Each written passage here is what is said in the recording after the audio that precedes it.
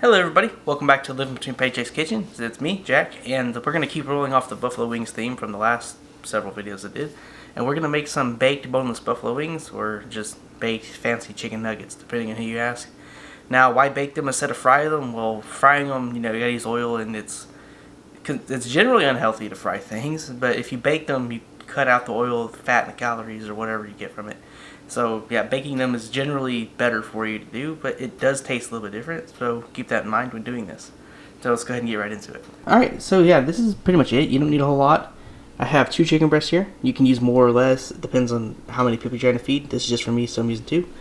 I have my breading mix, which is flour, cayenne powder, chili powder, Williams Food Co. for pork and chicken, and a couple other things. And then have some milk. I'm going to use 3/4 of a cup of milk, maybe a little bit more, 1 egg, and I have 12 ounces of hot buffalo here. I'm not going to add butter, so there's no butter to this, but alternatively you can also add butter to your sauce if you want. And let's go ahead and get into this. Alright, so just like before in the previous video, you want to dry your chicken. This will help the breading stick. So get some paper towels and just, do this. It feels nasty, but it'll make your breading stick a lot better. Alright, next we need to cut off the undesirable pieces of the chicken. So whatever the heck this piece is or here, let's go ahead and get rid of it. It has some meat on there, but I'm just going to toss that off to the side. This sinewy material here, I think it's muscle fiber or tendon. Go ahead and cut it off if you don't really want that. And there's some extra bits. Depends on how thorough you want to be. You can just remove those. Alternatively, if you really don't care, you can leave them. So go ahead and cut that off. Alright, once you have as much as you want removed, go ahead and put them down lengthwise from you and cut straight down the middle. And then start making bite-sized chunks.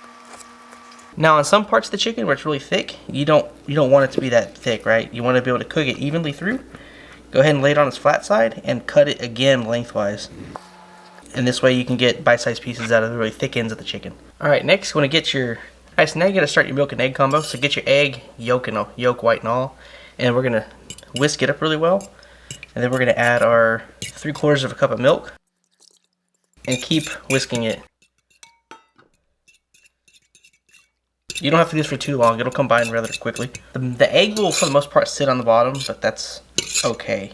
Alright, so next we need to start our breading. So let's get our chicken and have it off to the side here. We're going to add it to our milk and egg mixture.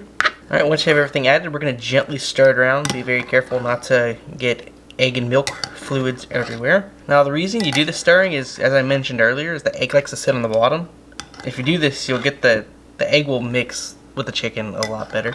And you're going to have a slightly stronger coating. And I like to try and get my coating in one pass because I hate having to do this twice. Alright, now that our chicken is nice and mixed with the milk and egg combination, we're going to go ahead and start adding it to our batter bag. I don't have any breadcrumbs or panko in here. I mentioned in the previous video that I like my breading to be a little bit on the lighter side. If you want to add bread or breadcrumbs to have a stronger breading, by all means go ahead and do that. Just add maybe 6 to 8 pieces. You can also use a larger bag if you want. Or if you want to take your time and be tedious about this, you can use the plate method, but you're going to be here all day doing that. Alright, once you have as many pieces in your bag as you're willing to deal with, go ahead and seal it shut. And just simply toss it around. And because you're doing it in the bag, you can actually press into it a little bit. But don't be too rough with the chicken. And just shake it around for about 30 seconds. You'll get a nice good coat on everything.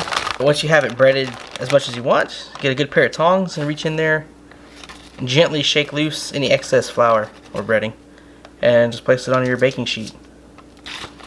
Now, I mentioned there's no oil in this, so your breading will come out differently compared to when you fry this, so do expect it to be, not the same.